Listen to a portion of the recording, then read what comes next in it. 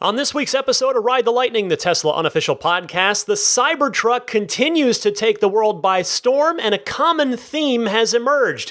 Plus, new wheels arrive for the Model 3 Performance, a huge Model Y rumor emerges, another new Tesla patent gets filed, and more.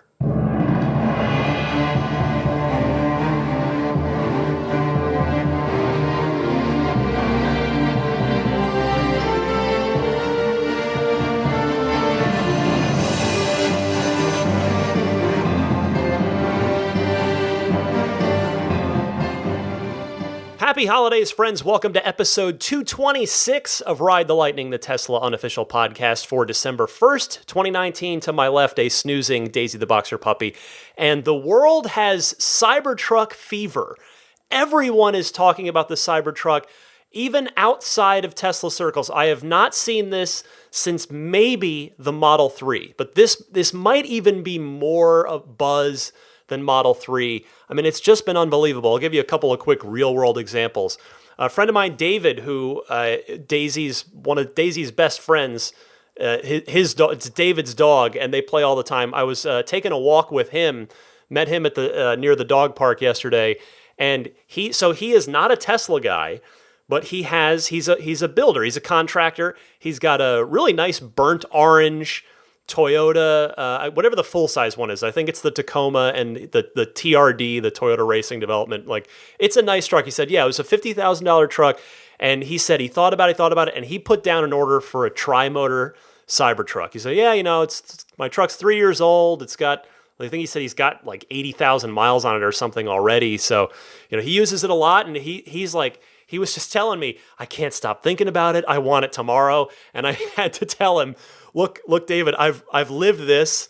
Here's how it's going to go. You need to, even though you can't stop thinking about it, you have to try not to think about it because it's going to be a long wait. The hardest part, the worst part about your Cybertruck is going to be the wait to get it. So there was that. Just this morning, I was walking Daisy and walked by some of our neighborhood firefighters, the fire station, and Daisy just walked up to them as she does to a lot of people, and they're saying hi. And I was wearing a Tesla jacket, and they said, "Oh, do you get that jacket when you get one of the cars?" I said, "Oh, no, I got this, but I love it. It's the best thing I've ever spent money on." And then they started in with me about the Cybertruck. They said, "Oh, what about this? Did you see the Cybertruck? This, that?" And they were super interested. And this thing is everywhere. It's on every network. It's on every corner of the internet. It's just been unbelievable. In fact, I have even seen, to my point earlier about maybe only seeing this level of general societal interest with the Model 3, I've seen a cyber bump, if you will, in my traffic, in my podcast traffic. I mean, you can look at my metrics, and it's basically the same curve every week. I get the most amount of downloads on Sunday when the new episode comes out, and then Monday is usually a lot too, and then it trails off as the week goes on until the next Sunday comes around, and a new episode comes out, and it starts all over again. Well, starting on Thursday, November 21st, the day the Cybertruck reveal happened, there was a spike in my traffic, and then it maintained the next day, the Friday, then the Saturday, and last week's episode is doing really well. I mean, it's much better than the typical episode. Certainly not like Elon Musk interview well. Nothing will ever do that quite that well. But I mean, I am seeing it. I mean, it's everywhere. It's been unbelievable. And for me, the more I think about the truck, I've been getting this question a lot since last week's episode published about hey Ryan, how do you feel about it now? And I have to say, I have come around on it myself. I think it, and it's because it's not even so much that I love the design. I'm still sort of a little weirded out by it, but I'm over the initial shock, and I just can't believe that thing is actually going to get made and it's going to be a real truck on the road. And I'm seeing this same sentiment around the community. It seems to be a very common theme, certainly from my audience, because last week I solicited your questions and your comments and your reactions And I think I got more Ride the Lightning phone calls, hotline calls last week than any other week of this podcast ever. And not everybody loved it. Certainly, there are still plenty of people that do not like it at all, that they're very turned off by the design. But the very common theme is the same swing of emotions. It starts, and again, I'm right here with you guys. It starts with, oh my goodness, what have they done? And then moves to, wow, the functionality and specs are really impressive, to, wow, the price is impressive, to, I get it now. Exoskeleton, durable stainless, no frame. Okay, I get it. And then the final stage is, I love it now. And for a lot of people, it's, I've ordered one now.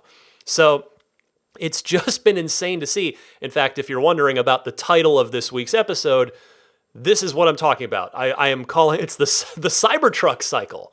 This seems to be a real phenomenon, at least within the Tesla community, if not reaching out further beyond that. But I really want to ask Elon if he expected the public reaction to go this way. And I did try. I did send a tweet his way while he was busy on Twitter this week. Didn't get a reply this week, but that's how it goes. But yeah, I would really love to know from Elon if they expected this. Did they see it internally from people that they showed the prototype to ahead of the reveal?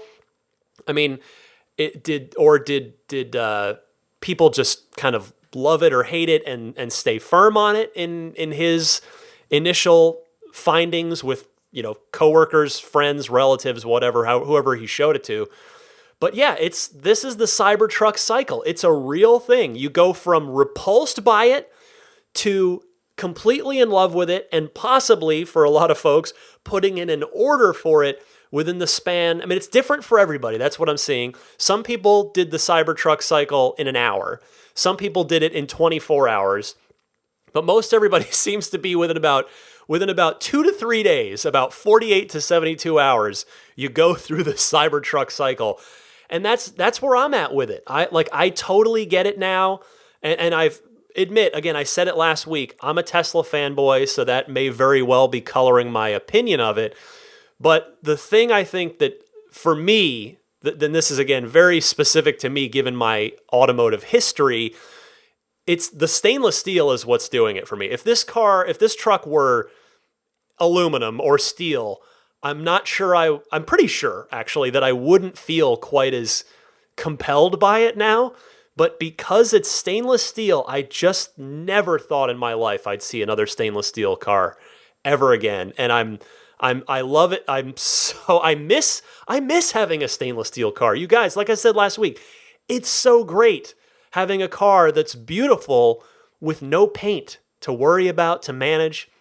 And in the case of the Cybertruck, you also won't have to worry about door dings because we watched a sledgehammer bounce off of the body of the truck multiple times during the reveal. So, but even if I personally wanted one, as I now kind of do, I have no use for a truck, but it's completely incompatible with my San Francisco life. It's too big for the streets. It's literally too big for my garage. So that's what's keeping me from wanting this thing. But if Elon and the Tesla team ever applied this to a cyber car and made a smaller, I guess it would maybe be a 6-seat car as well if you applied the same sort of front middle seat folding down into an armrest. If there was a cyber car, I already told my wife, the Model 3 would be gone. I would order a cyber car in 2 seconds so that I could have a stainless steel car again that would physically fit in my life. Oh my goodness, that would be great. I tried tweeting that at Elon too, but no luck on the Elon responses this week. However, he did tell someone else, quote, long term, it probably makes sense to build a smaller Cybertruck too. So if a full-size pickup is not compatible or appealing to you, then a smaller Cybertruck looks like it might be in the cards for further on down the road. Also, here's another thought I had this week, and this is super fun. This makes me smile, just ear to ear smile. Tesla Superchargers If you've been listening for a while, you remember that back when I got my when I got my Tesla and first started going to Superchargers, I realized something I had never realized as just a Tesla enthusiast. Something I realized as an owner using Superchargers is that the Superchargers basically become impromptu Tesla club meetups. And I mean that in the very best of ways. I've talked to so many people there who are just also there charging. You strike up a conversation. You've got something in common. If you own a Tesla, we're at the early stage of this historically. So if you're a Tesla owner, there's a pretty good chance that you are really enthusiastic about your car and about the brand. And it's been so much fun having Supercharger stops be impromptu club meetups effectively. Well, now, look at the Tesla lineup. The Tesla Superchargers in the next few years are effectively going to become impromptu, not only Tesla club meetups, they're going to become impromptu car shows. Because you could have, at the same Supercharger, you could have a Model X with its awesome Falcon wing doors and self-presenting, self-opening doors and big sky windshield. You could have a new Roadster at that same Supercharger parked next to that. And then parked next to that, you could have a Cybertruck all lined up, hanging out together. And you've got these just distinct, very interesting, very beautiful cars all lined up and hanging out together. And it's great. I mean, how cool is that?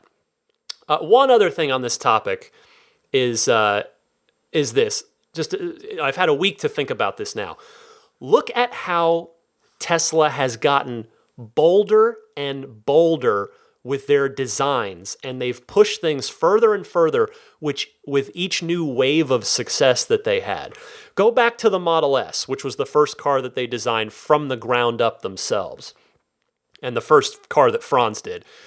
The S was relatively plain, and I don't say that derisively. I mean, it was a very nice looking luxury sedan meant to try and, that's why we know for a fact, that's why the nose cone was there, was to not weird people out too much and get them to give the Tesla a try and give an electric car a try.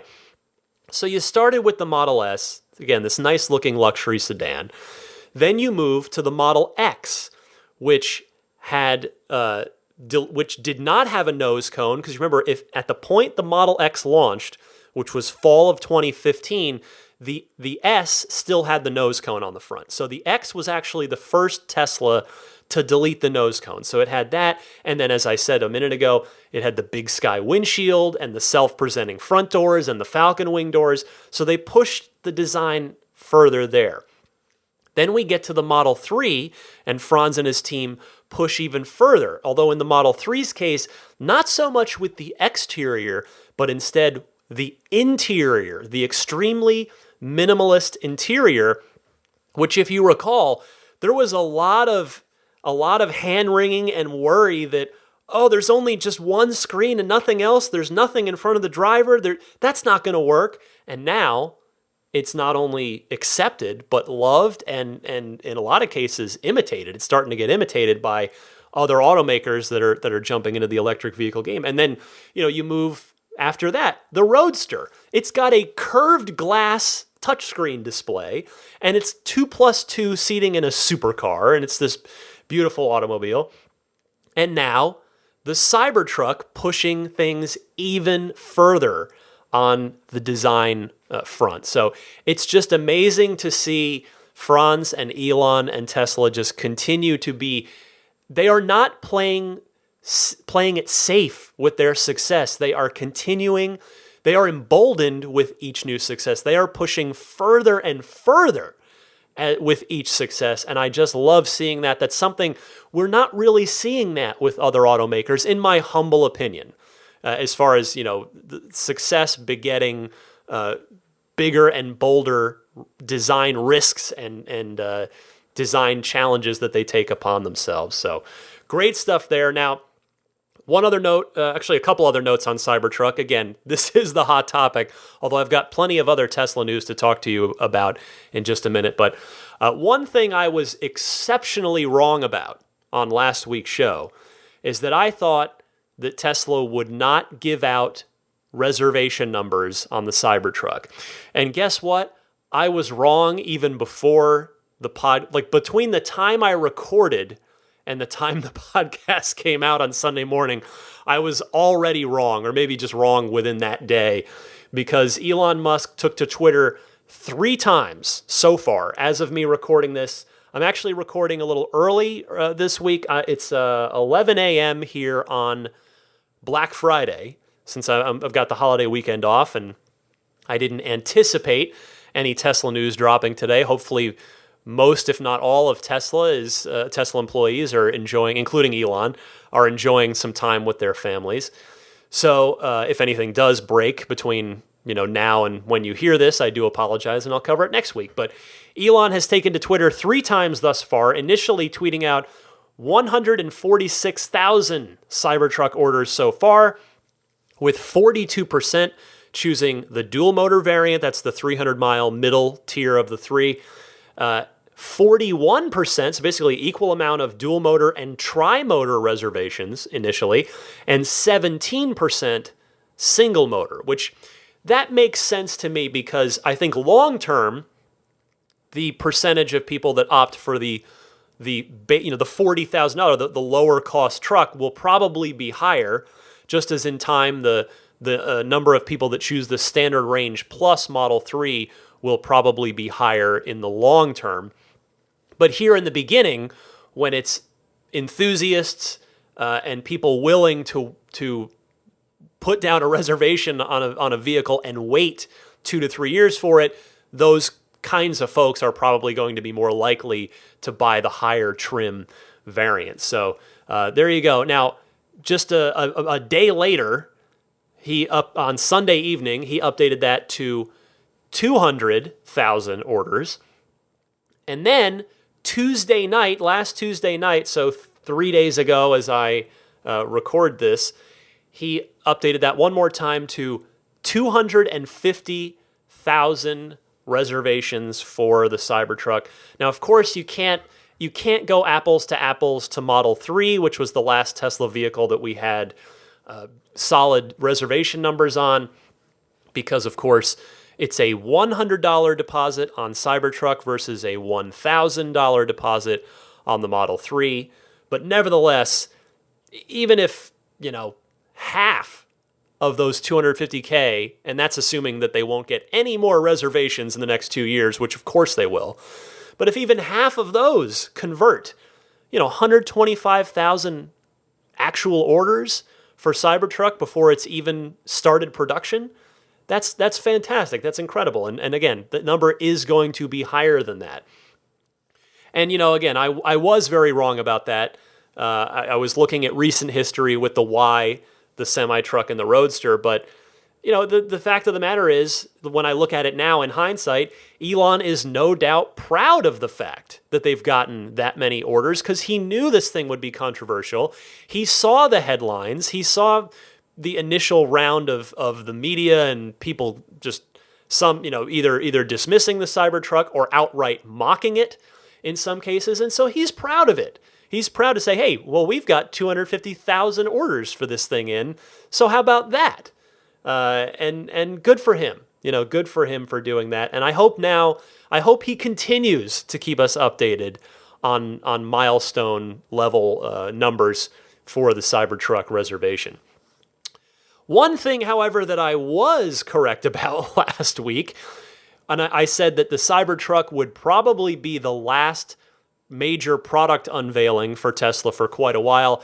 Elon confirming that is indeed the case on Twitter this week, saying, quote, "Cybertruck is our last product unveil for a while, but there will be some, parentheses, mostly unexpected technology announcements next year," so in 2020.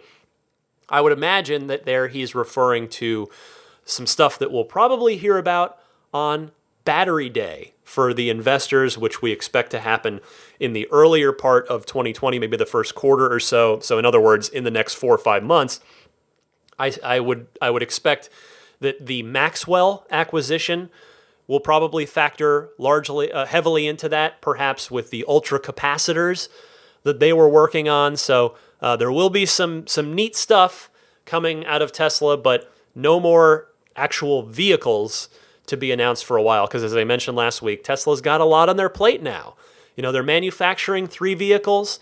They've got a 4th one right around the corner, and then a 5th and a 6th one beyond that. So there is and a 7th one. They're actually 7 total vehicles they've got to get going on, and only 3 of them are in production right now. One final Cybertruck note before I do move on. I wanted to just pass along this week for those of you who do have orders in, and it's never too early to start thinking about the economics of your Cybertruck, which are going to be good for you. Particularly if you're an existing truck owner and the Cybertruck is replacing a truck, you are going to see a massive fuel savings cost. But one thing I did want to bring up, tire prices. So there is a tire and wheel expert in the Tesla community, at least the one I know of. I'm sure there are a number of you out there. But there is a gentleman by the name of Ian Pavelko. You may know him as the Mad Hungarian, if you follow along with Tesla owners online and and the YouTube channel that Trevor's got going on there. Well, Ian is very much a tire and wheel expert. He's actually made custom wheels for the Model 3, and he has pretty well zeroed in on the Cybertruck's tires, and he has thus dug up their price. So I figure this is good information for everyone out there that's ordering Cybertruck. The tires on the prototype are $457 each, which might be a shock, but do remember they are enormous 35-inch off-road tires in total sum. So, again, if you're already a truck person, that may not come as a surprise to you, but if Cybertruck is going to be your first truck, that is a good thing to know now up front rather than be surprised by it later. Now, before you kind of panic a little bit and think, whoa, that means $2,000 with mounting, balancing, and installation for a set of tires. The good news is Ian he believes, now this is just his thought as a tire and wheel professional, that those will not be the stock tires. That odds are that Tesla will put a sort of less, let's say, hardcore tire on the truck, as the OEM tire, and the 35-incher that's on there on the prototype will be, you could put it on, but it'll be a higher end tire. So just food for thought there as we wrap up with Cybertruck conversation for this week. Well, at least until we get to the Ride the Lightning hotline, because spoiler alert, all the calls this week are about Cybertruck. So I'm really eager to hear your opinions and your commentary on that. So stay tuned for that later in the podcast. More big news this week, though, this time about the Model Y, which is Tesla's next vehicle due to go into production. In fact, it might be arriving even sooner than the already moved forward date that Tesla gave us in the last quarterly earnings call, which of course they had said they were moving production up to summer. So this is Teslarati reporting this with a big tip of the cap to Galileo Russell and his Hyperchange TV channel. If that name sounds familiar, Galileo, he's a retail investor, and he's the guy that was on the earnings call. Probably that was maybe like a year ago or so. He was the guy that benefited from the no more dumb questions, let's go to YouTube. That was Gally that stepped in and had some good questions. Anyway, he reported this tip first, and then Teslarati picking up this report that according to a report by Asian publication Taiwan Economic Daily, Tesla suppliers HOTA and BizLink have been informed by the electric car maker to start the mass production of Model Y parts 6 months earlier than intended. So the question at that point, again, because we'd been previously told summer, is, well, what does 6 months earlier mean? Does that mean right now? Does that mean 6 months from fall, meaning spring? So now we do know we've seen release candidate Model Ys running around in the wild. So again, it could mean that some kind of production starts this quarter. Well, I do think that's pretty unlikely because there's only one more month to go in this quarter. However, I think there's a very good chance that they might start Founders Edition Model Y deliveries in late Q1 or early Q2, since if you're wondering, wait a second, what are you talking about, Founders Edition? We do know that unlike the Model 3, there will be Founders Edition Model Ys because that's what Tesla is giving away in the referral program raffle of sorts. Although, well, the raffle tickets are the referrals. So, but yeah, they're giving away, and we know those Founder Series models will be performance models. So, if history holds, the Founder Series Ys will be the first ones produced. So, I do wonder if those could come in late Q1, maybe March, or sometime early Q2. But it might mean, now if we're sort of extrapolating, it might mean that legitimate actual volume production could easily be happening by the summer rather than, say, a few dozen cars a week, which is kind of what was the case with Model Y when production, quote unquote, began. So that's great news. Now, the key to all of this is certainly, yes, the parts, but Gigafactory 1 is the key to all this, because Tesla has to ramp up battery production in order to make volume production of the Y possible, while still also making enough batteries for Model 3 and, of course, S and X, although S and X, to the best of our knowledge, are still the 18650 cells being made and supplied by Panasonic. Of course, Panasonic is a partner in the Gigafactory, so it's all in the family, as it were. But the thing is, if things have ramped more quickly than expected up in Reno, or Sparks technically, then it could mean that your Model Y might be in your driveway even sooner than you expected, which is just unbelievably awesome news. And on a related note, just to pile on more good news, because who doesn't like good news, Teslarati in that same story reporting that, quote, quite interestingly, the suppliers were reportedly also notified to expedite the production of parts for the Tesla Semi, though no specific date or time frame was shared for the long haulers' components, end quote. Well, that would certainly be sweet as well, because the Semi, I know none of us think too much about it because it's not a consumer vehicle. It's not something that the overwhelming majority of us will be buying, but the Semi has a really significant chance to tangibly disrupt an entire industry, and that's the trucking industry. Though, the word on the street earlier, in the recent past was that Tesla is supposedly going to be their own first customer with the semi-truck, that, they're going to run the trucks themselves, presumably as running parts between batteries and drivetrains between Gigafactory and the Tesla Fremont factory. And that would make sense, right? Because Tesla has titans of industry as customers. Like Budweiser is one of their customers, or Anheuser-Busch. Anheuser-Busch is one of their customers. UPS is a customer. Walmart's a customer that we know of. Those are just publicly known ones. So, if you're Tesla, you want to make sure that you're delivering those customers a very polished, very reliable product that has been adequately field tested, because if Walmart is running an early build semi-truck fleet and they have problems with them, well, word's going to spread real quick, and it's going to, again, defeat the entire purpose of the mission.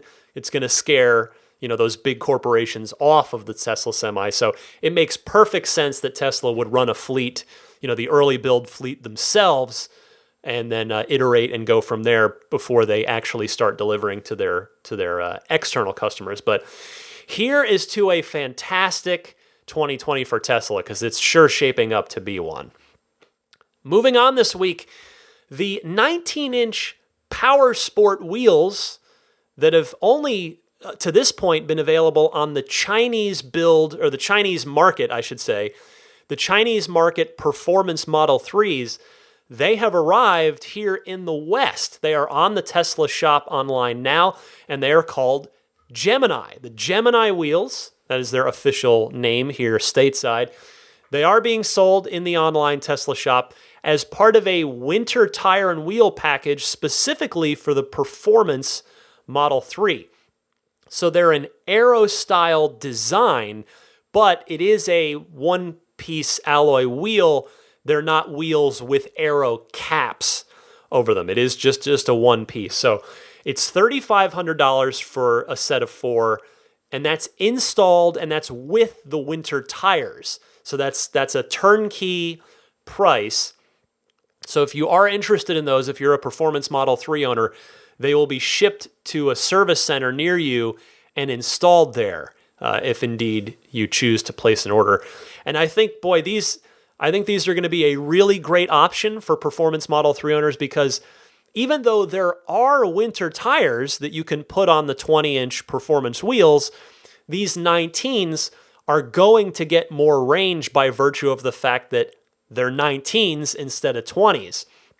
In fact, I wonder if a lot of folks might opt to put these on and then just slap all-season tires or summer performance tires on them, because, again, these are the first official Tesla wheels to support the Performance Model 3's different wheel hub offset. And as I said, they are going to be, by virtue of their size, more efficient than the 20s. So to that point, you will probably get closer to the 310 miles of rated range with these than you would with the 20s. Next up, is those 20-inch wind turbine wheels from the Red Rolling Mule prototype Model 3 that, as I mentioned, 2 or 3 shows back, were recently spotted on a Model Y. So, as I said then, I would bet that those wheels are coming as a thing anyone can buy, because it is not in Tesla's history to just... History suggests they are not taking them out of mothballs, which is where they've been sitting for 3 years, and putting them on a release candidate Model Y for no reason. They are probably going to make those. So good to see some new wheel options come around for the Model 3, and in this case, winter tire and wheel set just in time for snowy winter conditions. Speaking of snowy winter conditions, hey, Canadian Model 3 owners, I've got some good news for you guys. If you haven't heard about this yet, you have got a free winter protection kit coming your way. I want to thank my aforementioned friend Trevor Page from Tesla Owners Online for posting this. The email to Tesla employees at service centers in Canada reads as such. For owners in Canada, excluding British Columbia, where heavy salt, sand, or gravel is used to improve winter road conditions, we will be providing the all-weather protection kit at no cost. The all-weather protection kit is the recommended way to protect your paint from stone chips that can accelerate wear and tear. It includes 2 sizes of front mud flaps and installation hardware. This kit is easy to self-install and will be provided to new deliveries and current owners. As we work to stabilize part supply, we are prioritizing parts for new deliveries in Q4. So there is some good news there. And it's great to see Tesla proactively do this, because last winter, if you may recall, there had been some recorded incidents of a ton of sand buildup in the undercarriage of some people's Model 3s, seemingly due to an insufficient drainage situation. Now, if that's the case, hopefully the root cause of that has been addressed in current production vehicles.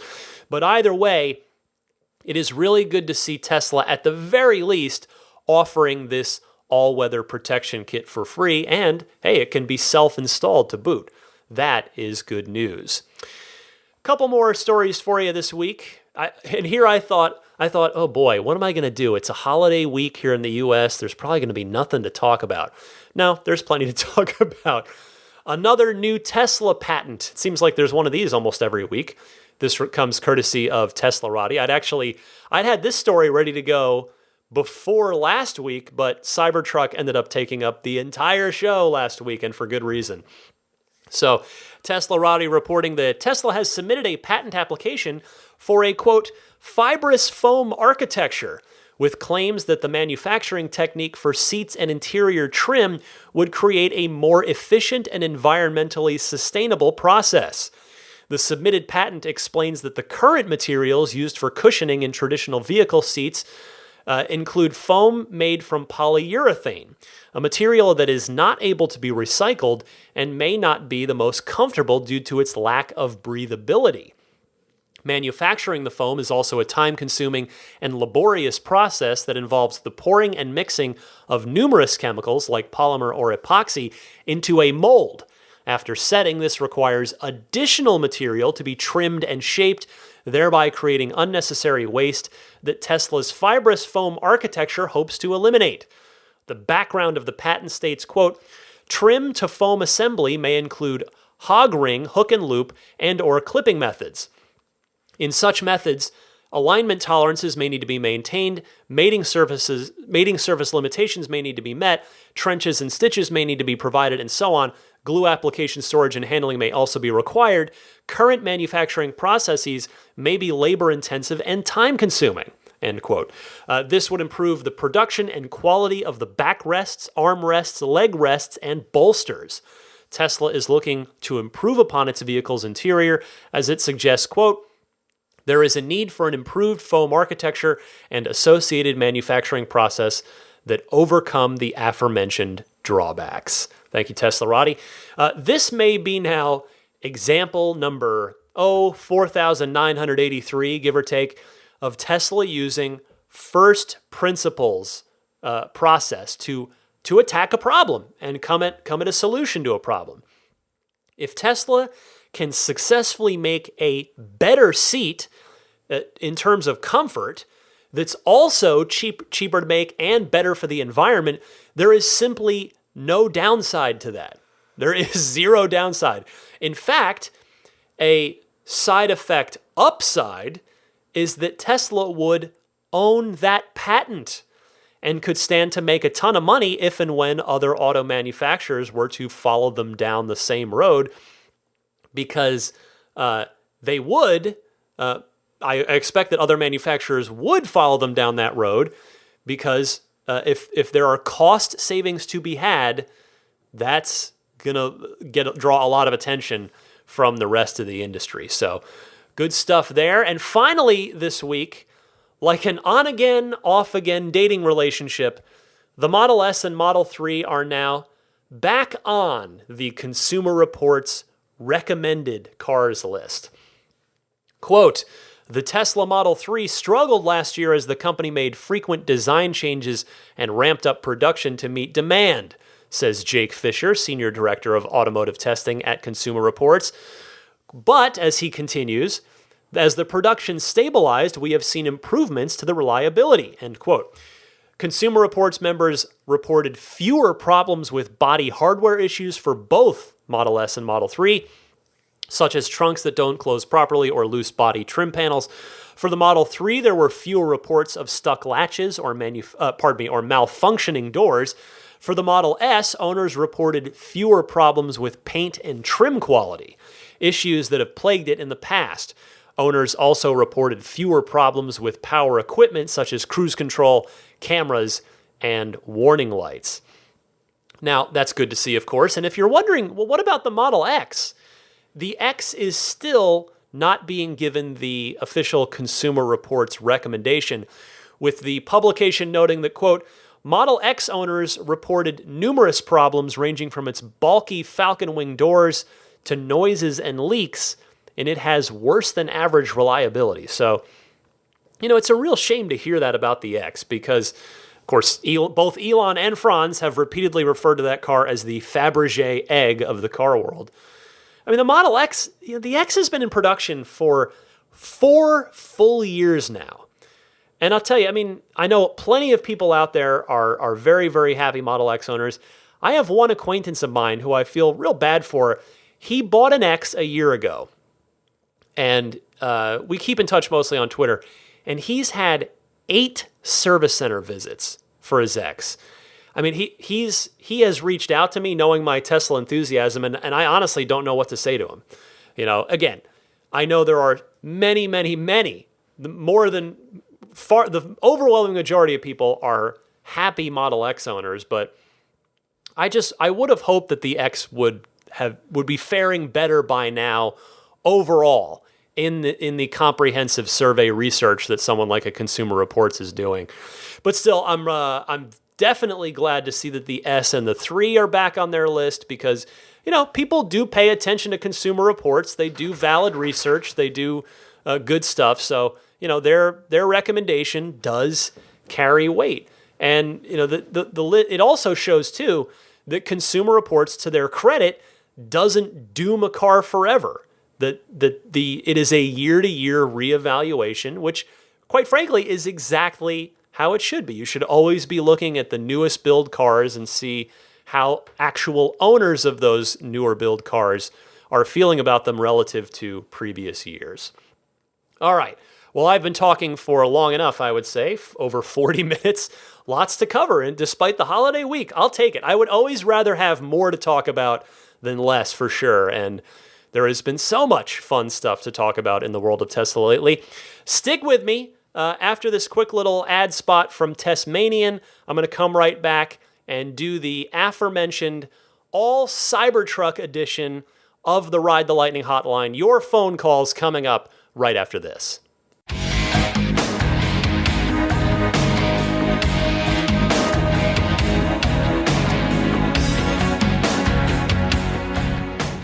This week, Ride the Lightning is brought to you by Tesmanian and their Model 3 soft cooler and floor mats. The Tesmanian soft cooler fits perfectly into the Model 3's rear trunk well or the Model X frunk. It holds up to 52 cans of beverages without ice packs or 30 to 40 with ice, holding temperature up to 48 hours with ice or the 3 included ice packs.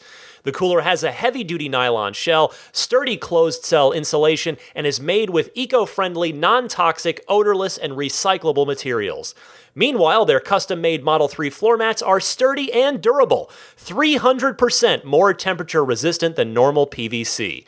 They've got a deeply molded tread pattern that channels all spills, stains, dirt, mud, and snow away, and they're non-toxic, BPA-free, and 100% odorless. Order either or both today at Tesmanian.com. That's Tesmanian.com, Tesmanian.com.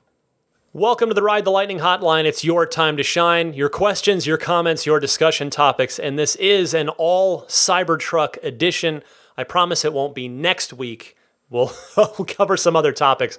But for this week, I've got a bunch of calls, all Cybertruck, because there are a lot of really interesting points to be brought up here, as well as just opinions and other things. So I think this is it's great to hear from everybody on this. So I will mention, of course, to start with, if you would like to participate in the Ride the Lightning hotline, I would welcome and encourage that. You can reach me anytime in one of 2 ways. Either use your smartphone's built-in voice recording software and record your question. Please keep it to 90 seconds or less, a minute and a half, so that I can get to as many calls each week as possible. And send that file to me via email, and the email address is teslapodcast@gmail.com. Alternatively, you can send that same 90-second or less question, comment, or discussion topic to the Ride the Lightning hotline. All you do is call the toll-free number and leave a message. The number is 1-888-989-8752. Again, that's 1-888-989-TSLA. And if you know someone special with an upcoming birthday, anniversary, graduation, or some other special occasion, you can give them a unique gift of recorded voices from friends and family telling them why they're special. And it is the holidays, after all. The recordings can be podcasted or put onto a keepsake. If you'd like to learn more, visit lifeonrecord.com. Let me kick it off with Pete in Dallas and his reaction to the Cybertruck, and he brings up what I think is an interesting topic here that's probably been on some of your minds as well. So go ahead, Pete. Hey Ryan, it's Pete from Dallas. Regarding the Cybertruck, of course, number one, I'm willing to bet that by the time you record your next podcast, you've probably changed your view and you've kind of become very used to seeing the Cybertruck. That's certainly the cycle I went through. I was lucky enough to be there for the launch and had exactly the same reaction as everybody else. But I did reserve, and a day or two later, you really do come around quite quickly to the concept. So that's one thing. But my main question was really around your experience with your DeLorean and the stainless steel. I wonder how repairable it is. What's your experience of having it repaired? Because when Model S first came out, finding a body shop that could work with the aluminium was a little difficult, and you typically ended up at Audi body shops because they have the most experience. Nobody has experience of working with stainless steel. So given that Tesla aren't great at doing bodywork repairs, how is that going to work, and how did that work back in the DeLorean days? Be interested to hear. Otherwise, thanks for the podcast. Well, Pete, you are right about me coming around on liking the Cybertruck, as you heard me discuss earlier in the show. Second, your question about stainless steel repairs is a fantastic one, and I did not address that last week. So here's what I can tell you. With the DeLorean, you had two choices. You could either buy a replacement panel, so it was a front fender, rear quarter fender, hood, etc., or T-panel on top, and then boom, you're done. Since there's nothing to be painted or color matched, it's brushed stainless steel. Now the DeLorean had thin stainless steel panels sitting over the top of a fiberglass underbody on a wishbone steel frame. I once got a dent in my right front fender, and in that case, it ended up being easier and cheaper to just replace it in that case. But I was still, and part of the reason it was cheaper is I was actually able to sell my dented one to somebody because option 2 is to repair the stainless steel. A good metal worker can rework the stainless back to literally good as new condition. It will look like it was never damaged. You obviously can't Bondo repair any damage because that would be completely obvious.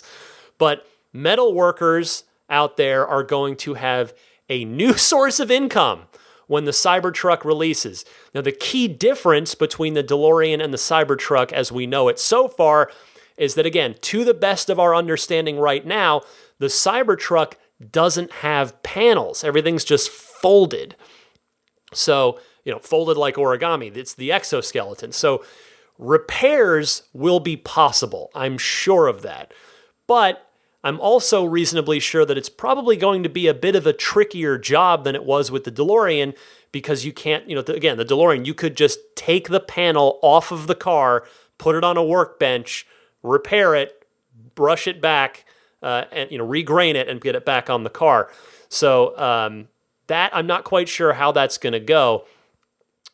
The good news, however, is that the cold-rolled 301 stainless steel on the Cybertruck, as we have seen, is much, much thicker and tougher than the DeLorean's thin panels. Now, obviously, 1981 technology versus 2019 aerospace technology puts the same stainless steel application on these two cars kind of worlds apart in a lot of regards. If you took a sledgehammer to a DeLorean body, it wouldn't end very well for the poor DeLorean, but obviously DMC did the very best it could.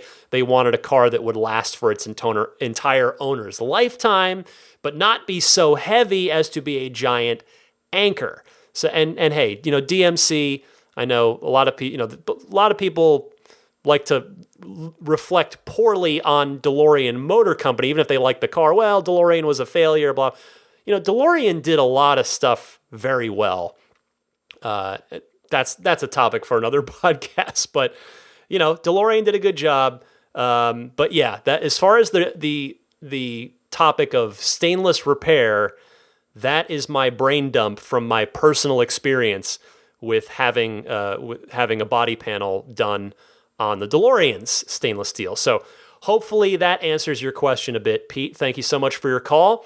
Let's go to Tina from France, going through the Cybertruck cycle. Go ahead, Tina.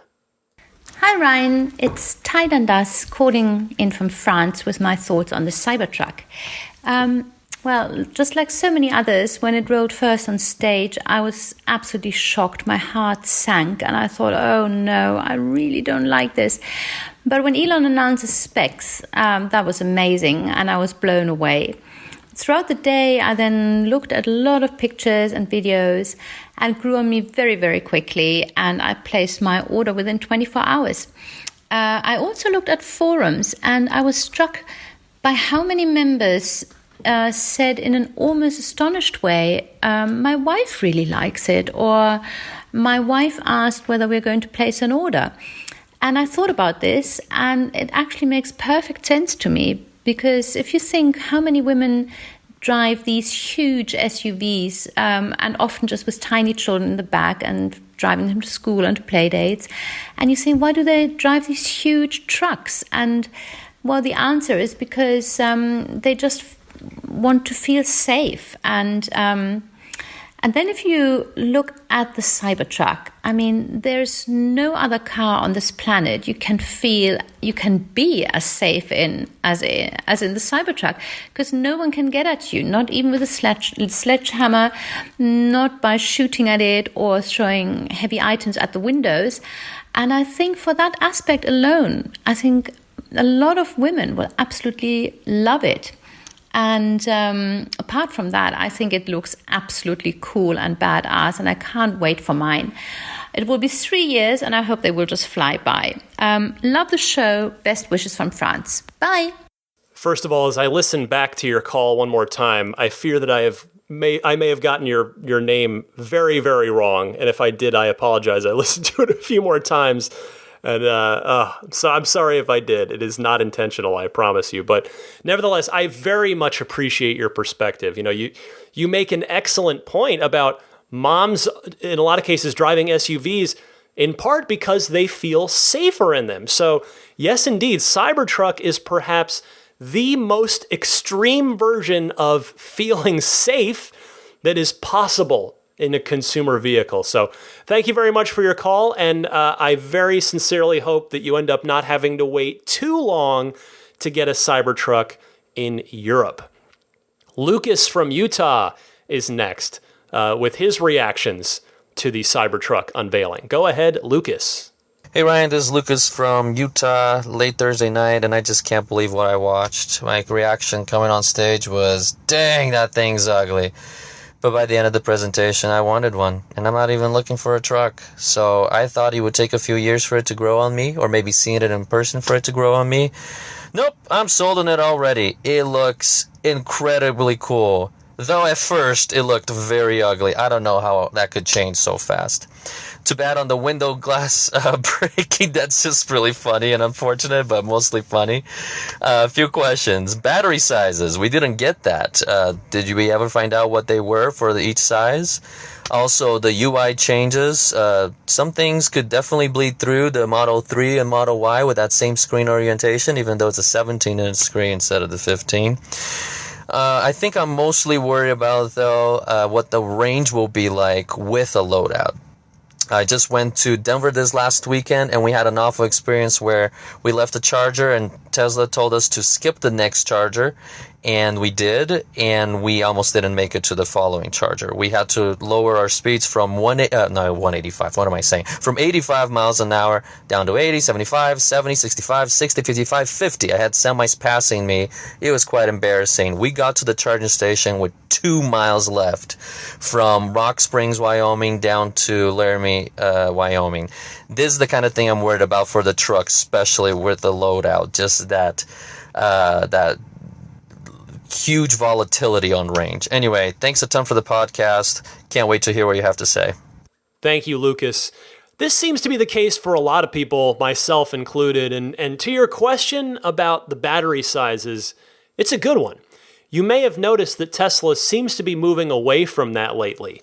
The Roadster was the last car that they gave a kilowatt hour number for, and I think they did that more for the shock value of 200 kilowatt hours than for any other reason. Because notice, they didn't say in the same event 2 years ago what the pack size for the semi-truck has, quite possibly because they're still kind of finalizing it for the mileage, for the range estimates that they wanted to hit. But anyway, Tesla seems to be moving away from it for genuinely good reason. And it's that people get hung up on it. And these days, more than ever, it's only part of the range equation. Now, it's a significant part, don't get me wrong, but look at the Raven Model S and Raven Model X as proof. Those cars use the same 100 kilowatt hour battery packs, but due to the suspension and the new motors, they've got a significant amount of extra range out of the same size battery pack compared to, S and X 100 kilowatt hour models from a year ago. If I had to guess, and why not? I've got a Tesla podcast. I would say that the truck, my thinking is it will top out for the tri-motor at 150 kilowatt hours or so. But again, I'm really just guessing based on the truck's size relative to other Tesla vehicles. And yeah, your range concern, by the way, with a payload, it's a fair one. It is a key question for a lot of buyers. And unfortunately, it's one that I really can't answer. I couldn't even begin to answer. We're just going to need to wait for some real-world tests and or more information from Tesla on that, whichever comes first. TJ from Mesa, Arizona, with his reaction to Cybertruck. Go ahead, TJ. Hey, Ryan, this is TJ from Mesa. I just wanted to call in with my reactions to the Tesla Cybertruck unveiling. I've been super excited for the Cybertruck, especially all this last week. I've been following tweets and Reddit posts just with a fervor that is unseen. But my reactions, the beginning of that live stream just looked like an absolute cutscene from any video game, which I'm sure if you look back at it, you'll agree with me. I'm a little bit disappointed. The Tesla Cybertruck was even more shocking than any of the mock-ups that we've seen have been, but I'm still real excited. The fact that it's got the capabilities that it does and the pricing that they laid out is just absolutely amazing. I can definitely see how that truck could turn into a Mars rover, even with some slight imperfections to the glass that may have been the cause of the design team. I think the Cybertruck has the potential to be really useful, maybe overly so considering it has twice the towing capacity of any truck on the market, but I think that built-in ramp in the back on the tailgate was absolutely so useful, but I'm curious, I didn't really see a hitch. Maybe I just wasn't paying enough attention. I'll have to go back and look again. That stainless steel body, I'm sure you're super excited about it. I think it's an awesome upgrade. Once again, I think that makes it a great candidate for being a Mars rover, but the fact that it's a unibody, or as Elon called it, an exoskeleton, I wonder how useful it can actually be. I would want to get it personally just to accelerate that advent of sustainable transport, but I think I'm going to have a hard time convincing others. I hope that seeing more of them on the road and seeing what they're capable is going to make it more possible and more comfortable for people to buy the trucks like that and to really bring forward that sustainable transport that is part of the master plan. I'm really excited to hear your thoughts. I specifically would like to know how the test ride went. I think that's really going to be the game changer. All in all, I think it's a great truck, and I really look forward to what you think about it. Bye. Thanks for calling in, TJ. You had sent this in right after the event, so you heard my test ride reactions on last week's show, but I wanted to get to your point about the fan renders. You made me think about this. You are so right. Even the craziest of the fan renders was just nowhere near as insane as the actual truck. And I have to wonder how often that's ever happened in automotive history, where the fans were more conservative with their estimates on the design than the creators of the truck themselves. But that's Tesla for you. That is Tesla. To my point at the top of the show about pushing their designs further and further with each new success. Thanks for your call. Andrew from Ottawa is up next and gives his reason for putting down a pre-order, and it's a good one. Go ahead, Andrew. Hey Ryan, it's Andrew from Ottawa calling about the Cybertruck reveal. Wow, that was unique and amazing and interesting. Honestly thought it was a joke at first, but definitely warmed up to it over the next few days. Just sleeping on it, seeing the different reasons for it. Very, very interesting. And like you said, the price to performance ratio is just amazing. So one of the things that I thought was a bit lacking in the video is they always stress about safety. Tesla vehicles are incredibly safe. And with the exoskeleton and stainless steel cold pressed, it has no crumple zone. So I'm really curious what kind of safety mechanisms they have in play to make it safe for both passengers of the vehicle and whatever the truck may hit. So I'm very curious on that regard. Next thing is so if you order now, which is only $100 refundable, it protects you from full self-driving increases if you order that package. So that could be an interesting thing, because people who may want to take a bit of a gamble can put in an order if they want a giant Cybertruck robotaxi and see where the technology is in 2 to 4 years, depending on the configuration that you get. Anyway, last thing I mention is, as you mentioned, the Model 3 prices might go down in price. But until then, this is actually the cheapest Tesla vehicle that you could get in Canada, which is just really interesting. Anyway, thanks for a great podcast. Take care. Bye. Thank you, Andrew. I want to zero in on one thing that you said about the Cybertruck presentation. Now, I was talking to Michael from Millbrae about this over the weekend, and we were agreeing that Tesla's last couple of presentations, the Cybertruck and the Y, quite frankly, and I don't mean this in any sort of mean way, but they weren't really very clean. With the Cybertruck, you had the glass breaking incident, and as you mentioned, no talk of safety, which is always such a Tesla hallmark. Or, as I noted last week, no explanation of how the unique engineering guided the design and how those two things so beautifully work together and complement each other. And the Model Y presentation was very subdued too, because as Elon said later, they didn't want to lose any Model 3 orders in the meantime.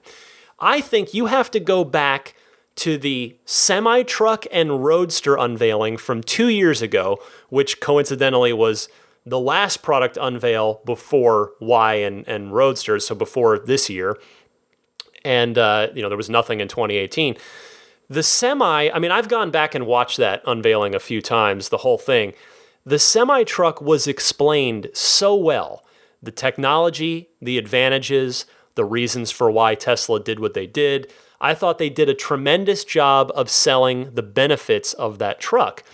And then when the Roadster came off the back of the trailer of one of the trucks at the quote-unquote end of the event, it surprised everyone. It was amazing. And then you had Franz zooming around in it. Then you had Elon doing a tight 7-minute presentation on what it can do and why they're doing it. That was meaning that whole thing, Semi and Roadster, that was a great night. That was a great presentation. Hopefully Elon and Tesla can get back to that whenever the next unveiling happens, which, as you heard earlier in the podcast, now confirmed, likely won't be for a while. Let's talk to Nick in Castlemaine, Australia, who's up next and is a little torn now on which Tesla to buy. Nick, you're on the air. Hey Ryan, Nick here in Castlemaine, Australia. Love the podcast. Keep it going. Thank you very much. Our family, we've been hanging out for the Model 3, and then we're about to put an order in for that, and then the Model Y was moved forward, so that was the ideal one, a family of 5, 3 girls and my wife and myself. Then the Cybertruck came along and just totally blew my mind. I thought it was a joke at first, and then I fell in love with it somehow shortly after. My wife straight away was there, said, that car's amazing, let's get that instead of the Y. My girls, the twins are 7 and the oldest one's 9, they just couldn't wait to get into the Cybertruck. They told me to cancel the Y and get the Cybertruck. And then with that range in Australia of 800 plus kilometres, that 500 miles, will let me drive back to my hometown in Alice Springs, which is awesome. It's 2,400 K to get home. So obviously use autopilot for all the boring sections. can get halfway and can charge halfway through the desert section, that is, and charge up at Cooper Pedy. Then get to Alice, race in my bucket list item. There's a Fink desert race. It's a desert race. You drive 240 Ks, camp the night, then drive back to Alice Springs. They'll let me do all that. And I won't be able to dent the car or scratch the car. Even if I rolled it, I'm not sure how that would hold up. But you get to glamp it overnight at the halfway point of that race with all your cool camping gear, and then back to Alice Springs, and then autopilot home. So it's the ultimate Tesla for our family. Heaps of storage, unbreakable, unscratchable, and just performance to boot. So love it. Can't wait to get it. I wish it was here tomorrow. Thanks for your time. Have a great day. Nick, thank you so much for your enthusiastic call. For what it's worth, my parents, who are in their 60s and who, of course, I love dearly, but they are very, very slow to accept change. And by that, I specifically mean technological change. For reference, they didn't get a smartphone until we had our daughter 8 years ago, and they only did so then because of FaceTime. They knew they wanted to FaceTime us and see our daughter. They're also terrible with computers. They ask me stuff about them all the time. Again, I love them to death, but my parents said exactly what I thought they would say about the Cybertruck after I told them. They knew that I was going to be going down to LA for the event, and then when we talked after, so they hate it. My parents hate it. My dad said it's the ugliest thing he's ever seen, but I wonder, if even they might warm to it over time. I don't know. I'm not at all surprised, by the way, that your kids love it, Nick. Kids, in my experience, seem to almost instinctively get what Tesla is doing, because I don't know if it's just because they haven't had, a couple decades of having internal combustion engine norms just beaten into them. That's electric cars. Just you present them. Oh, well, here's our car. It's electric because it doesn't put any, there's no emissions to put into the air, and it's safer, and it's, and kids just accept that because it makes sense. Like, they don't have any preconceived notions about it. But I will say, Nick, I give you kudos for having the willpower to wait an extra year or maybe more for your Tesla, since you've pushed back from the 3 to the Y and now the Cybertruck. All I'll say to you is I hope your wait is going to be a short one, because I want to see you get in your Tesla now that you have zeroed in on Cybertruck. Thanks for your call. I'm going to go down to Washington, D.C. and talk to Ross, who wants to talk about crash worthiness. Ross, you're on the air. Hi, Ryan. Ross from Washington, D.C. Just wanted to call in with a few thoughts on the Cybertruck. I stayed up late to watch the reveal on the East Coast and was not a huge fan when I first saw it. But the design really grew on me overnight, particularly once I got the chance to see photos from different angles. It reminds me a bit of an F-117 stealth fighter, which is a pretty cool design. I agree with you, this is not something that's going to appeal to the traditional truck market of contractors and those who are using the vehicle as a work truck. But there is a pretty big market of people who have a truck just to have a truck, who are in the suburbs or in a city. And I think that is a market that this could potentially tap into, as well as outdoor enthusiasts. One thought I did have, though, was about the vehicle's crashworthiness. Obviously, it's built with an incredibly strong design, but most vehicles today have crumple zones and other features that sacrifice themselves to absorb energy in the event of a crash, so it's not transferred to the people inside the car. And I'm wondering how that would work with this truck. It seems like it was specifically designed not to bend or do those type of things. That being said, it sounds like it will still have a frunk, and as we know, that is one of the reasons that Tesla cars today have such a phenomenal safety record, because you don't have a big engine block and can use all of that front space as a crumple zone. So it may be that you still don't want to hit the front of your truck with a sledgehammer, or maybe Tesla's making other plans in terms of mitigating the energy in a crash scenario. Anyway, those are my quick thoughts. Keep up the good work. I love the podcast. Thank you, Ross. If I didn't mention it last week, yes, Cybertruck does have a frunk. It's also got a separate storage compartment underneath the rear of the bed in the very back of the truck, similar to the trunk well in the SX and 3 as well. I didn't get to see either of them at the event, but Motor Trend did, and you can also see them in photos on Tesla's website on tesla.com/Cybertruck. As to crash worthiness, you're right that the truck's strength seems to run counter to crumple zones, and I confess, I don't entirely understand how the exoskeleton is engineered to work in the event of a crash. But what I would say, and I admit that this might sound fanboyish, but I think it's actually not because Tesla has earned it, is that Tesla has earned the benefit of the doubt here as a result of making the safest cars, plural, in the world. So it'll be interesting to learn more about the crash capabilities as time goes on. So thank you, Ross. How many more calls? We got a few more here, 3 more. Derek from West Virginia. Derek's a truck guy, 17-year truck owner, so I'm eager to hear what he thinks of Cybertruck. Derek, go ahead. Hey Ryan, Derek from West Virginia here. I'd like to discuss the Cybertruck from the perspective of a truck owner of 17 years. I have a 2002 Chevy that I got new, and I've been waiting to replace it with a Tesla truck.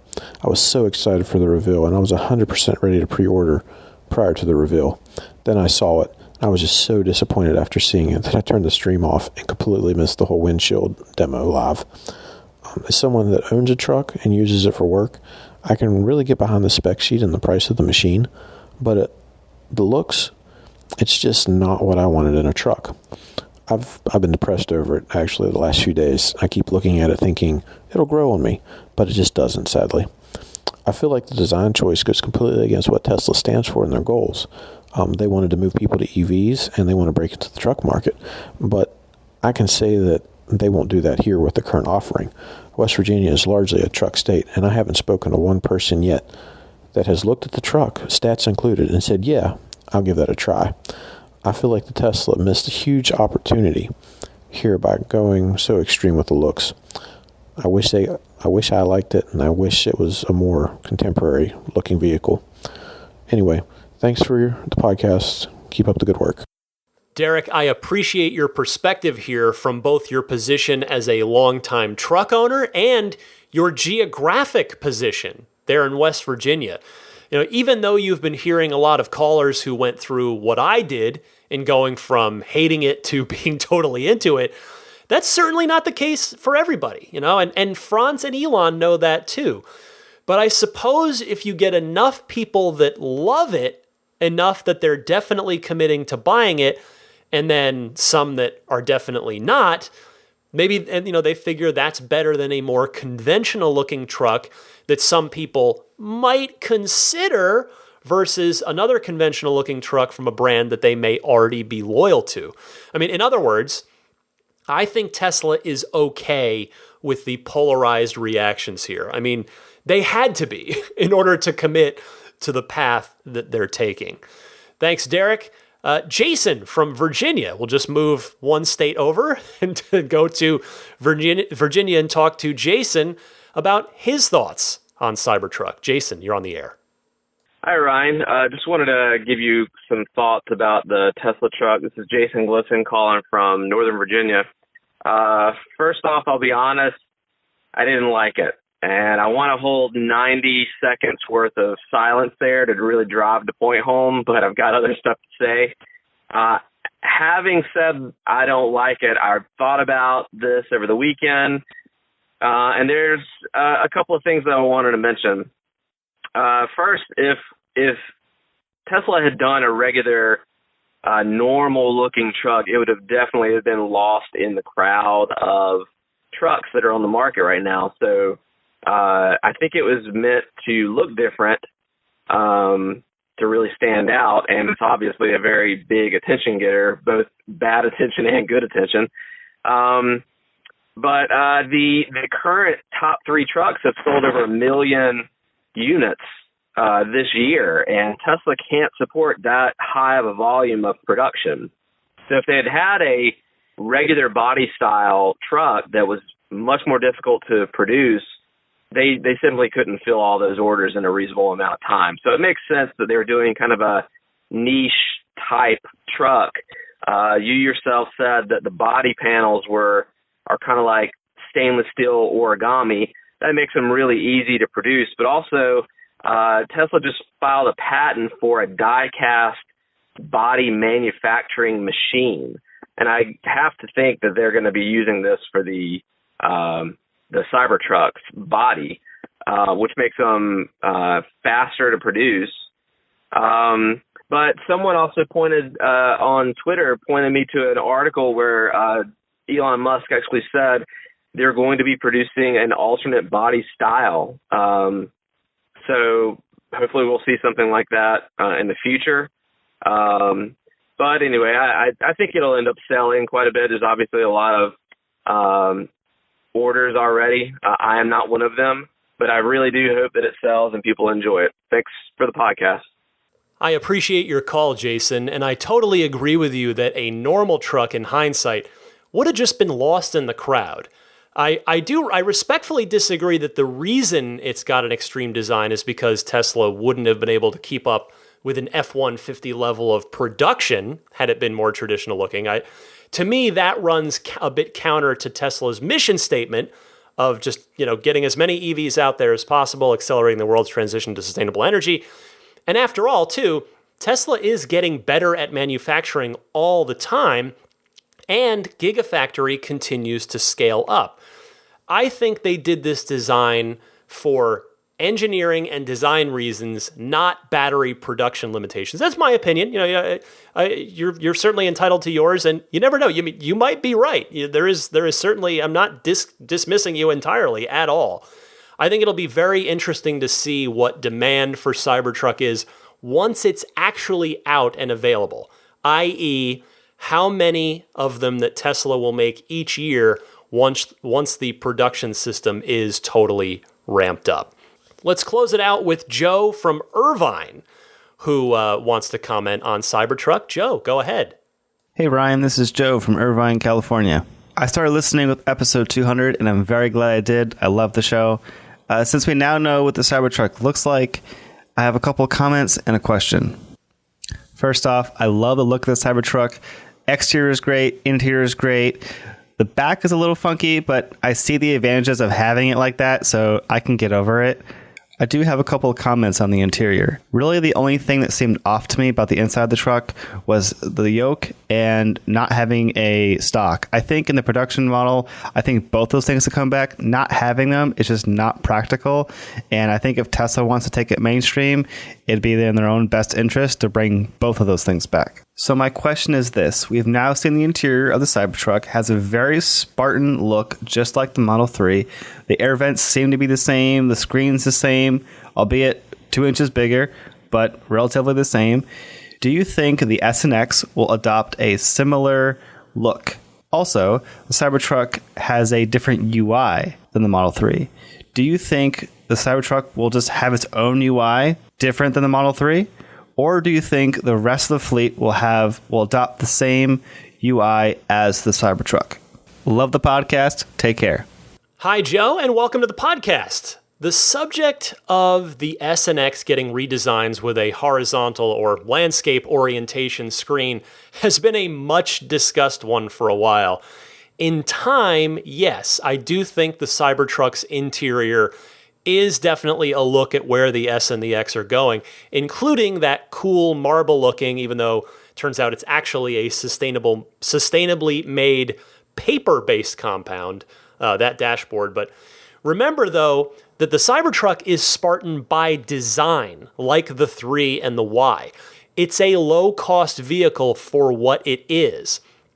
The S and the X are going to need to plus it up just by virtue of the fact that they are in the premium luxury class. But I do think that we may see that exact 17-inch landscape screen go into the S and the X eventually.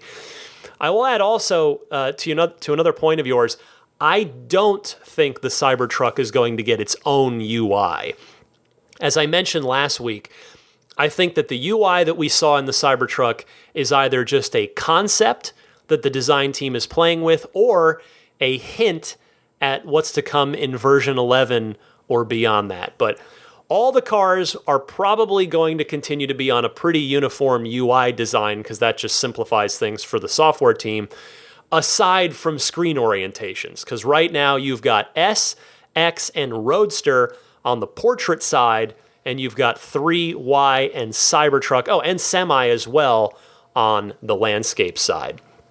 Joe, thank you very much for your call. Thanks to all of you who called in.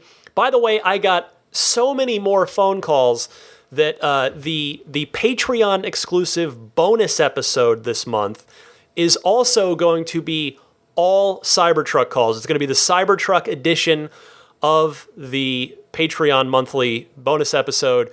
So what I want to do is, of course, as usual, when I put that up, which is going to be early next week, the beginning of the month, I am going to I will offer a link to anybody that's on it so that even if they're not supporting me on Patreon, I want you to be able to hear your call. So I'll announce all those names on next week's show. But I'll also make this one a timed exclusive, as it were, for Patreon, and I'll make it available to everybody on January 1st because I do, Cybertruck's a big hot topic, and I've gotten so many calls, which all of you are so nice to take the time to call in that I'll put that one out there after a month of Patreon exclusivity so that everybody can hear it. So stay tuned for more details on that next week. But then, as I said, in the meantime, feel free to keep calling in, whether it's you want to talk Cybertruck or something else. I gave you the call-in information for that at the top of this segment. So with this, I'll take a quick little break, come right back with your pro tip of the week and some parting thoughts for you right after this.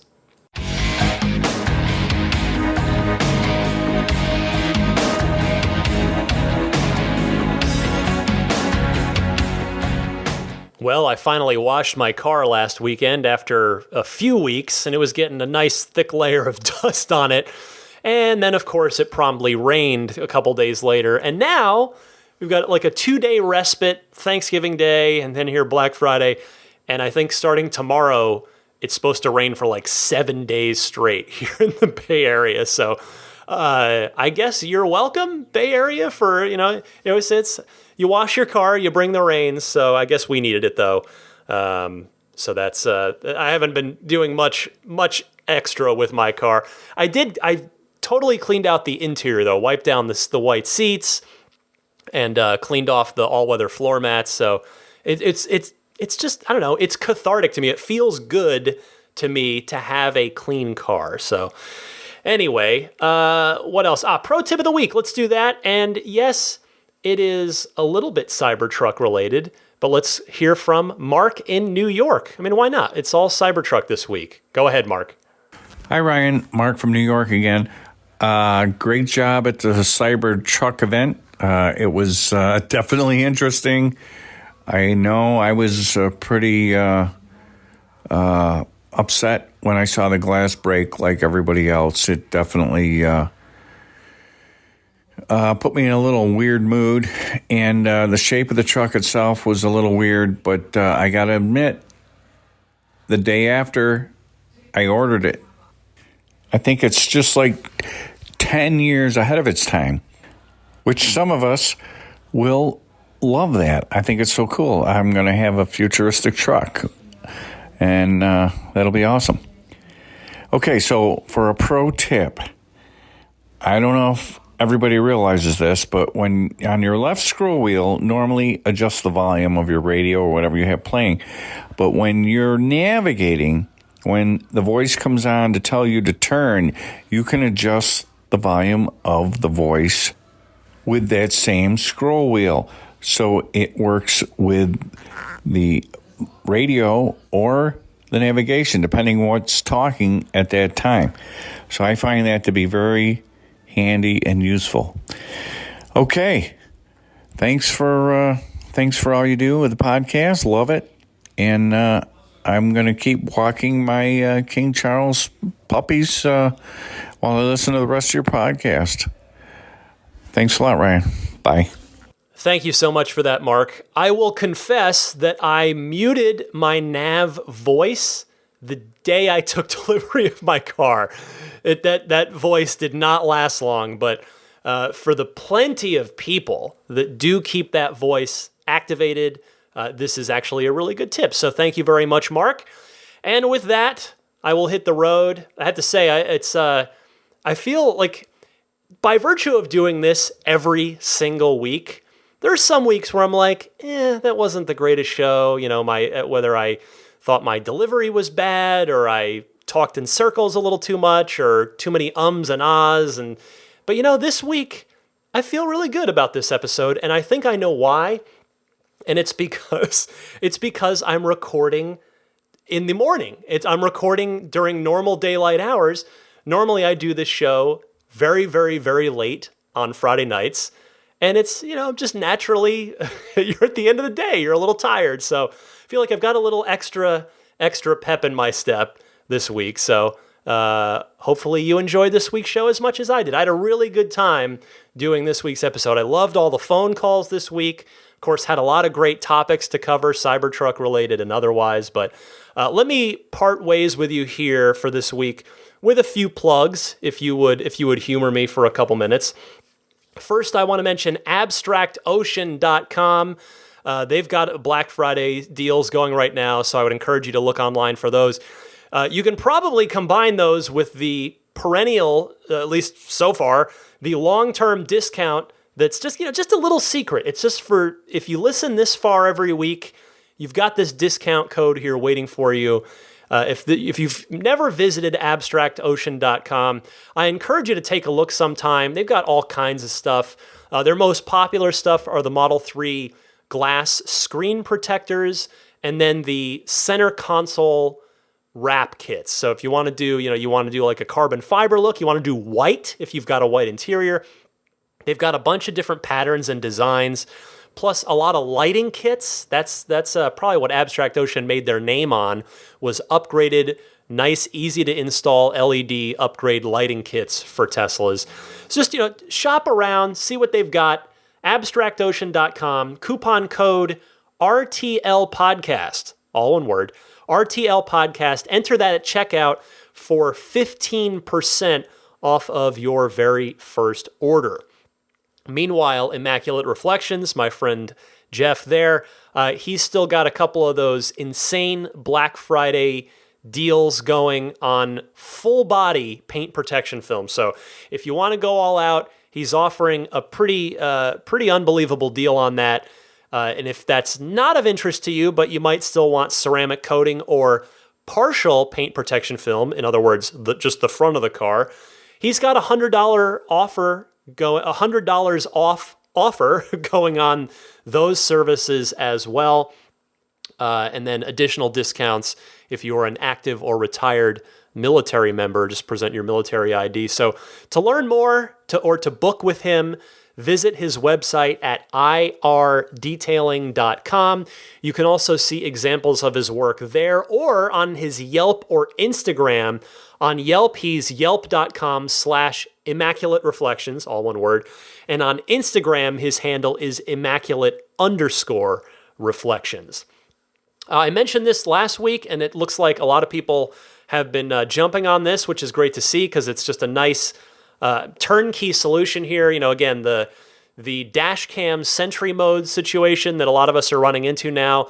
We've got the additional camera feed with the backup camera, more and more writing to those USB drives that aren't designed for it. So Pure Tesla has a turnkey kit that you can buy $49 for the 128 gig. And it's the USB adapter basically plugs into your car with the micro SD memory card, which is designed for frequent writing. So that's what I've got in my car, and it's working great. So if that is of interest to you, please go to puretesla.com/RTL. And there's the $49 kit, which is 128 gig.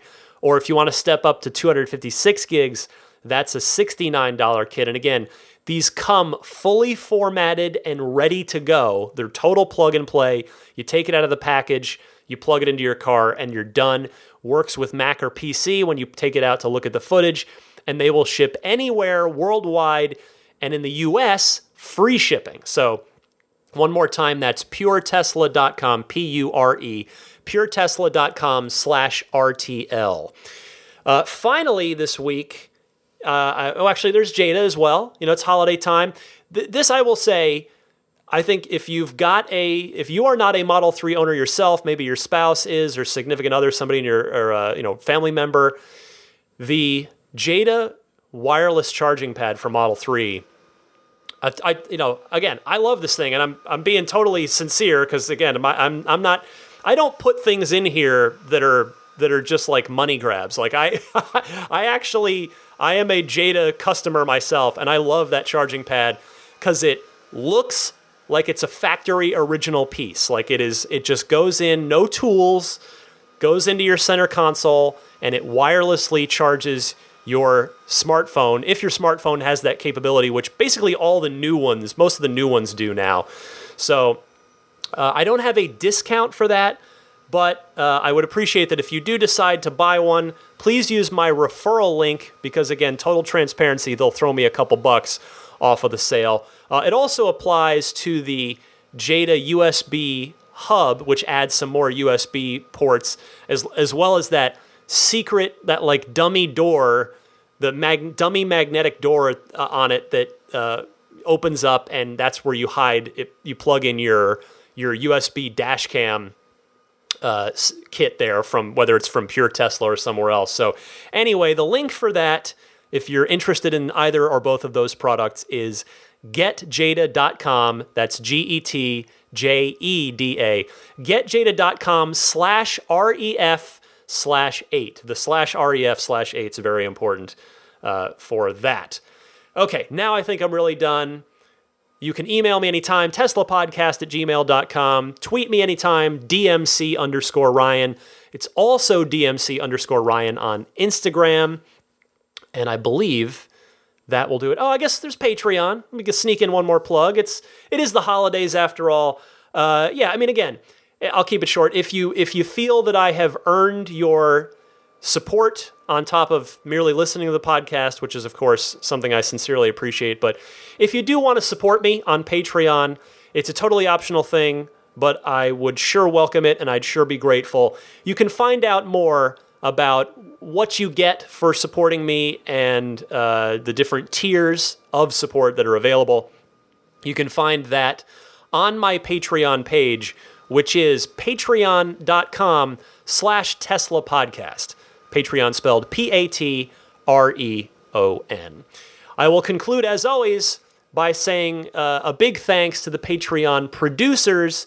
These are the wonderful folks that support me at the producer tier, which means in addition to the monthly bonus episode, the early access to each week's episode, they also get their name shouted out each and every week. So thank you to my newest Patreon producer, Matt Kalin. Matt, I hope I've pronounced that correctly. Matt Kalin, I sincerely appreciate your pledge.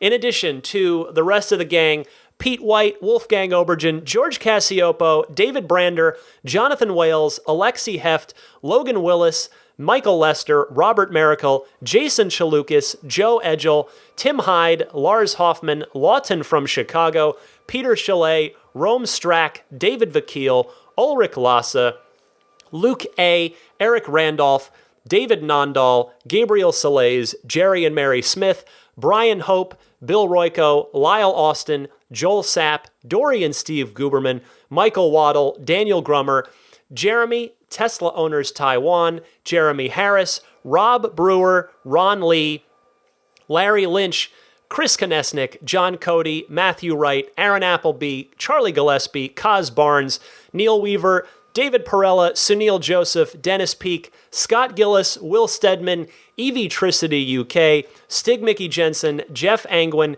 Chase Cabanillas, and Richard Folkers. Thank you all very much. A quick parting note, three things.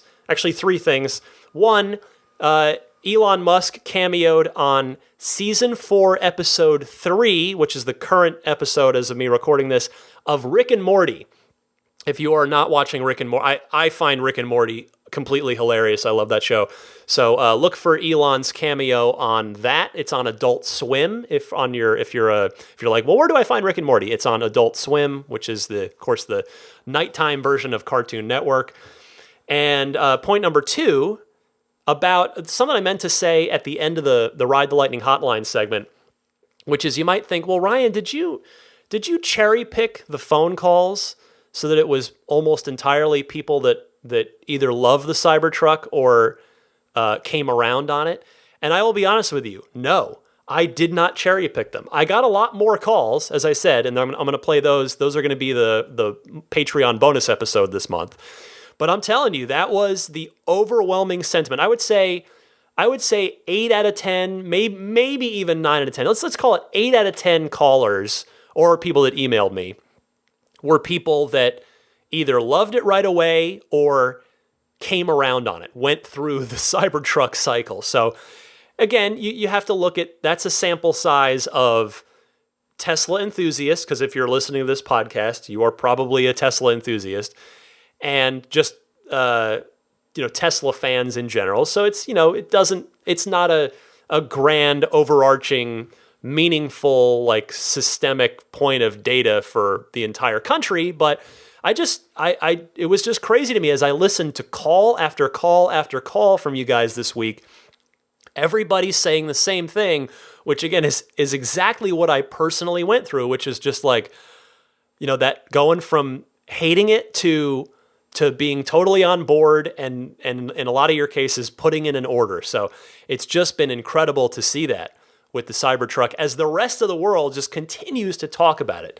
It's unbelievable. All right. Last thing is simply this.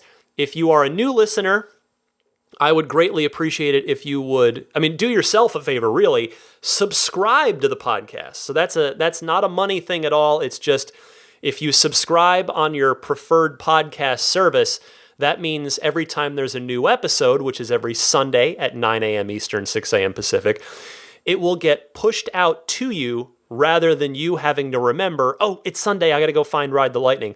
So you can subscribe very easily on, again, pretty much all the major podcast services, including iTunes/Apple Podcasts, Google Podcasts, Stitcher, TuneIn, and again, TuneIn is in your Tesla. Yes, you can get this in your Tesla. Just search for, Tesla, like Ride the Lightning Tesla. You will find it. I'm also on Spotify. Again, audio only is on YouTube. If you prefer to consume it that way, you can I would say just go on YouTube and search Ride the Lightning Tesla, and I'll pop right up there. And I think that's it. Yes, that will finally do it. Sorry, that was a lot of plugs, a lot to get to. But there's just, this is it's all good. It has been what a fun week this was. I had a wonderful Thanksgiving with my local family. I hope for those of you celebrating that you had a delicious and safe and fun Thanksgiving as well. And here we go. We're into the holiday season, the home stretch of 2019. As I said earlier in the podcast, 2020 is going to be a real fun year for Tesla. And 2019 was, and so was 2018. It's every year the momentum for this company just builds and builds. And of course, there are challenges, there are bumps in the road from time to time, but it's just been a fascinating thing to chronicle for me as a weekly podcaster and a Tesla enthusiast and a Tesla owner. It's so much fun. Next year is going to be great. The future is bright for Tesla. In the meantime, I wish all of you a healthy and happy holiday season, and I will see you back here at the regular time every Sunday, 9 a.m. Eastern, 6 a.m. Pacific, next Sunday. Happy electric motoring, everybody.